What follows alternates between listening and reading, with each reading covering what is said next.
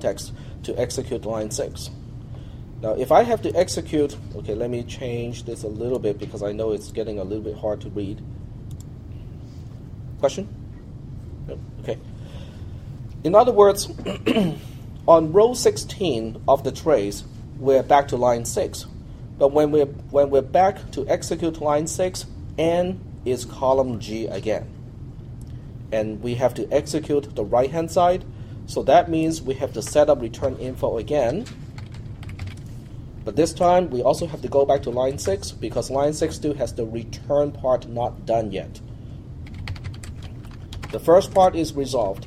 The second part will be resolved.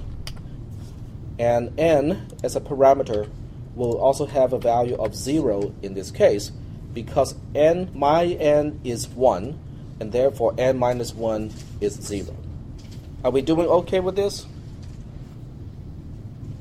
Okay, yep. Oh, Sindri is gonna use that N as 1 while you still put the question mark in parentheses because N. That's what we just said, at the earlier part of the class.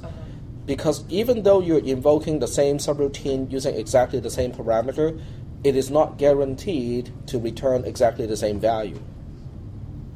I can write subroutines that do not behave like that will return a different value even though the parameter is exactly the same. So are we doing okay here? I mean, does everybody understand why we have to invoke S3 a second time and also with 0 as parameter N? Is that okay? I don't necessarily understand why 0 is in, to be honest with you. I understand revoking it the second time, but I don't necessarily understand why in is still 0. Okay, well that's okay. Let's roll back and remove this portion here, and then we just roll back. The nice part about a trace like this is, on every row we know exactly the state of the entire program, so we can restart on the line anytime we want. Okay, so let's just take a look at line 8, which is row 15 of the trace. At this point, column H and column I are my current context, okay, when I'm on line 8, which is the end of the subroutine. But since this is the end of a subroutine, my job, is to finish it up, which is basically saying these two columns should not be in use anymore because I'm just about to return and go back to where I should continue execution. How do I know where to go back to continue execution? The return info, right? That's the whole idea of the return info cell. Return info is telling me that I should go back to line 6, but not just going back to line 6. It's also telling me that when I get back to line 6, the first invocation, the left-hand side, is already done. The left-hand side of the invocation now resolves to a value of 1. I still have 3 more things to do. The other thing I have to do is to perform the second invocation, which is the right-hand side. Then I will have a value here and a value here. And then the second thing I have to do is to add those two numbers. And then the third thing I have to do is to actually return the value. Is that okay so far? So given that, the next thing I have to do is to perform the second invocation, the invocation on the right-hand side. But I am doing it after the deallocation of column H and column I. So on line 6, okay, when I execute line 6, column F and column G are actually my current context. Okay? In other words, I am executing, okay, let me just use a mouse pointer so this way the video will capture that too. In other words, I am executing this statement but using column F and column G as my context. Is that okay? Yeah. Okay. Okay, so if I'm executing this statement here, but using column F and column G as my context, what do I have to do when I invoke S3? Or whatever subroutine. I have to set up return info. And I can reuse column H because column H was deallocated on row 15 of the trace. So I can reuse column H as well as column I, and it just so happens that they are filling the same rows as they were, the first time I used those two columns. It just so happens in this case that they coincide. Okay. And what should I write here as return info? Remember, I am invoking S3 here. Okay, I'm executing line 6 the way it looks right here. So that means the first thing I notice is when I'm all done, I have to go back to line 6 again. I also know that the return part is not done yet, right? I also know the first part is already resolved as a 1. The second part is what I'm trying to figure out now. And that's why the second part on the right-hand side is the portion that is replaced by a single question mark. Is that okay so far? Okay. So the next question is, whenever I invoke subroutine S3, I have to figure out what I should pass to parameter n. In this case, I'm passing n minus 1 to n. But remember, my current context is column F and column G. So that means I'm using column G, which has a value of 1 as the n on the left-hand side. 1 minus 1 is 0, and that's why this n, which is the new context that I'm trying to set up right now, has a value of 0. Where I was getting lost is because when you were saying you're executing the whole thing. Right. So if you're executing the whole thing, it'd be 1 plus 1 minus 1. I don't know the other side is 1 yet, and I'm just resolving to find out whether it is going to be 1 or whatever value. Once I set up column X and column I can go into the subroutine to officially make column X and column I my current context. On line 3, which is the first line of the subroutine, I'm using this n, which is column I, to evaluate whether n equals to 0. And in this case, it does equal to 0, which I go to line 4. Line 4 is going to return 1, which means I have to copy and paste the rightmost return info and replace the question mark with the value I'm returning. In this case, I'm also returning 1. Is that okay so far? I think after this one, I will give you guys an example where I can invoke the same subroutine with exactly the same parameter, but it will return a different value. Yep, go ahead. The second one in parentheses is the one from return 1 of column 4, right? The reason why I changed the question mark to a 1 here is because of the execution of line 4. Yep. But I don't execute this statement yet. Okay, this statement, my job as a return statement on line 4, my only job is to replace the question mark with a 1. I don't really care about the rest of that line. Okay. After line 4, I'm done with the conditional statement. I end up on line 8. Okay, so here we are back to line 8. On line 8, which is the end of the subroutine, we basically do the same thing as usual. We deallocate both columns that we allocated earlier, and then we return. We go back to whoever invoked me. The reason why I know how to get back is because of return info. And return info in this case tells me I have to go back to line 6.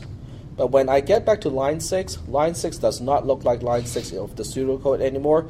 Line 6 now looks like this, return 1 plus 1. Are we doing okay so far? Okay. 1 plus 1 is 2, so it is equivalent of returning just the constant of 2. Return 2 executed but in the context of column F and column G. So that means when I execute return 2 on line 6, I am going to copy and paste the return info column of column F and then replace that question mark with a 2. Are we doing okay in this case? Yep. Does that mean that you have to go to line F, to do the same thing again? Yes, I have to. I have to do the same thing again, but it looks exactly the same as column X and column I, but it's actually resolving the right-hand side of column F in this case. Okay. Are we doing okay so far? I mean, no? Okay, so I think the problem is how to transition from row 20 to row 21. Is that the question? Yes. Okay. So let's go back and look at line 20. Line 20 is not too mysterious. Are we okay with row 19? Are we okay with why we are changing the question mark to a 1? Yes. Okay, so that part is okay. All right, good. And row 20, we're ending it, so we close the column out. We deallocate column H and column I, and then we have to use return info to tell us where to go back to. Is that okay? That's where I'm getting confused. Okay, we deallocated. I got that. Now go to 21, and that's where I got lost. Okay. Now, the transition from line 20 to line 21, there are a few things going on. The first thing is, okay, I'm at the end of a subroutine on line 8. The question is, which line do I go to after this? So are we convinced that we should go back to line 6 because return info tells us that we have to go back to line 6? Which return info? We just deallocated. This one that we are just deallocating. Okay. So this tells us, okay, the cell H19 tells us that we have to go back to line 6, and then we execute return 1 plus 1. That's what it's telling me. Okay. Are we okay with this? Yes. Okay. And we're returning 2, and we still have... But we don't execute it yet. Okay, we only say, okay, in this cell here, of H19, my only job when I execute line 4 is to replace the question mark with the value I'm returning. Line 4 is easy because it's just returning a constant of 1, and that's why the question mark is replaced by 1. Is that part okay? Yes. Okay. On line 8, or row 20 of the trace, we execute line 8. Line 8 is the end of a subroutine, so all we do is we deallocate the columns that we allocated for this invocation. Is that okay? Yeah. But where do we go back to? We have to go back to where the return info is telling me to go back to. Is that okay? Yes. Now, return info in this case is telling me that I should go back to line 6. But not just that. It's not telling me to just go back to line 6. It's also telling me that on line 6, the left invocation and the right invocation are both now resolved. So there are no more invocations I have to perform on line 6 anymore. Now that's where you're confused, because on line 21, we have an invocation again. On line 21, we have the invocation again, but it's because of the other side of, let's see, am I confused? No. Is that possible in line 19 in column H, you've already filled in both question marks? Yeah, that's where Is that because we go back to line? Okay. Let's just figure this out. Okay, I think we have to. Okay, we're on line 6. We continue with this one, and then I'll be okay with up to line row 21. I'm good up to line 20. 21, I don't understand why we have an invocation again. It's because of here. Oh, okay.